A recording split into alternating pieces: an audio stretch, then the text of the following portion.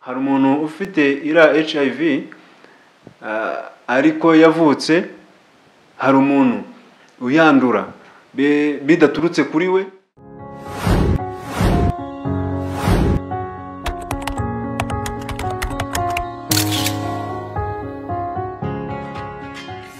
Ndabasohoje cyane, mbahereje ikaze. Ahangaha ni kuri King Rwanda TV nk'ibisanzwe, nanjye ni King turamenyeranye. Reka nizere ko Imana ikomeje kubarinda aho muri, nanjye aho ndi hano murabona ko Imana inzinze. Reka rero mbabwire ko tugiye kuganira ku kiganiro tugiye kugirana hano kuri King Rwanda TV. Hari ibintu bimaze iminsi bigaragara, hanyuma abantu bamwe bakagira uko babifata, abandi bakagira uko babyumva. Niyo mpamvu nje hano ngo tuganire, turebe ko uko tubifata nuko abantu babibona atari ko bakwiriye kubibona. Hari abantu tubana nabo umunsi ku munsi bafite HIV, tukumva ko dukwiriye kubatera hejuru, cyangwa se dukwiye kubima umwanya, dukwiye kubahereza akato, kandi mu by'ukuri ntabwo ariko bikwiriye kumera. Ahubwo dukwiriye kubiyegereza, tukabereka ko ari abantu nkatwe, dukwiriye kubana nabo mu buzima bwacu bwa buri munsi. Kuko impamvu ndimo kubabwira ko dukwiriye kubiyegereza tukabana nabo, tugakomeza no kubashyigikira, nuko uko nguko bameze ntabwo ari bo babyihitiye, ntabwo se ntabwo ari bo babyihitiyemo kuba bameze gutyo. Hari umuntu ufite ira HIV ariko yavutse, hari umuntu uyandura bidaturutse kuri we. Sinekereza ko umuntu yagenda akishyira mu kanwa k'intare kandi abibona ko ari akanwa k'intare. So rero bivuze ngo bari abantu ubuzima babayemo, cyangwa se twebwe tubereka ko bagomba kubamo, ntabwo aribwo bakwiriye kubamo. Ahubwo dukwiriye kubereka ko ubuzima turimo nabo aribwo bagomba kubamo, kubera ko kuba bameze kuriya tumaze kubona ko atari bo babyitiyemo. Bari abantu hari imiti bafata kwa muganga. Iriya miti bafata kwa muganga bakwiriye guhabwa keya, na keya nayo bikenewe kugira ngo babone uko babaho mu buzima bwa buri munsi, kubera ko bafata imiti, iriya miti ikabarusha imbaraga.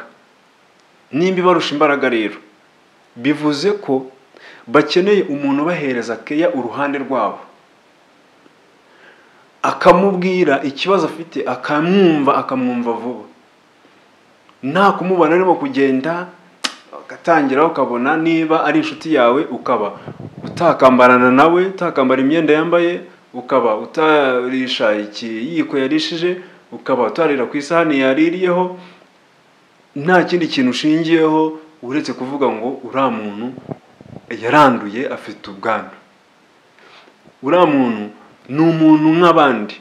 Ubu aho ibihe bigeze uriya muntu yabaho ubuzima nk'ubwo nawe wabaho, yagenda nk'uko n'abandi nabo bagenda. Ni ukuvuga ngo urupfu wapfa uyu munsi nawe byashoboka ko rumutwara adatwawe n'iyo ndwara afite yitwa HIV.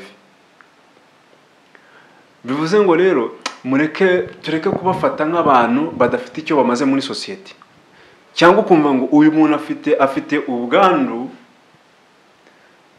ntabwo yajya gukora muri biro. Ntabwo njyewe ndi umusore ntabwo nashakana n'umukobwa nzi ko afite HIV. Bari abantu kwa muganga bafite uburyo babikoramo, ukaba washakana nawe ntakwanduze, kandi mukabyara n'umwana nawe akaba muzima, kubera ko wa muntu yamaze kwisobanukirwa, arafata iriya miti neza, hanyuma kandi arajya no kwa muganga bagakomeza bakamukurikirana. Kubera uko gukurikiranwa no kwa muganga, yagera no hanze akagira abantu bamwakira neza, akareka kwiyugunga. Ibyo ngibyo nibyo turimo gushaka ko twikuramo ya mitekerereze y'ahahise. Twumva ko nimba umuntu arwaye ukaba wamufata ukamujugunya hirya ukamushyira hirya. Oya, ubu bafite imiti, urushinge babatera rw'amezi 2, bakamara ayo mezi 2 nta kibazo bafite batarimo kunywa iyo miti. Hariho n'abafata imiti y'amezi agera kuri 6 cyangwa 3 cyangwa se ukwezi, bitewe nuko uwo muntu urwaye afite ikigero buriho. So rero nimba buri umuntu afite ubwo buryo akwiriye kwikurikiranamo, natwe turi uruhande rwabo, reka tubereke ko turi kumwe, tubakansoringe, tubereke ko ubuzima butarangiye, ahubwo nimba bameze gutyo bakwiriye kugira ubundi buzima busanzwe nk'ubw'abandi bantu basanzwe bagira.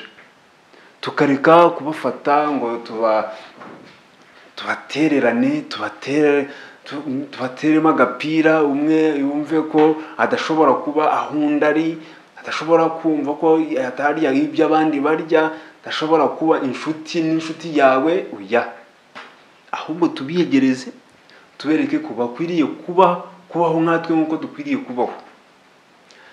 So hano rero numvaga ari icyo kintu nashaka ko tukiganiraho. Ndimo ndatekereza ko twazashaka n'abo bantu babibamo. Hari abantu babakurikirana mu buzima busanzwe bwa buri munsi, hari abaganga babakurikirana, hari n'ababana n'ubwo bwandu, ariko babasha gutanga ubuhamya ubuzima babayemo. Nk'ubu amashuri agiye gufungura. Amashuri y'abana niba afunguye, hari umwana uba uri mu rugo afite uko abayeho n'ababyeyi, ariko yakumva ko agiye kujya ku ishuri, ibyo nabyo bikaba ikibazo. Niba ari bujye ku ishuri ugasanga sosiyete agiyemo y'abanyeshuri hari ukuntu iri bumwakire, kandi ntabwo ari buvuge ikibazo afite. Nibaramuka bakimenye baramufata nk'inyamaswa ibagezemo, kandi mu by'ukuri ubashije kuba yabyumva, ahubwo yagateye intambwe ya mbere yo kuba yamufasha, akamubungabungira ubuzima, akamufasha kwikurikirana. Kuko wa mwana ufite icyo kibazo naramuka amenye ko hari umuntu wamenye ko afite icyo kibazo, byanga bikunda nimba yazanye n'imiti, ntabwo ari bubashe gukomeza kuyikurikirana, kuyinywa neza, kandi natayinywa niho ari usange babasirikare nabo batangiye gucika amazi, ugasanga ubuzima bwe bugiye mu kangaratete kubera ko atanyweye ya miti neza.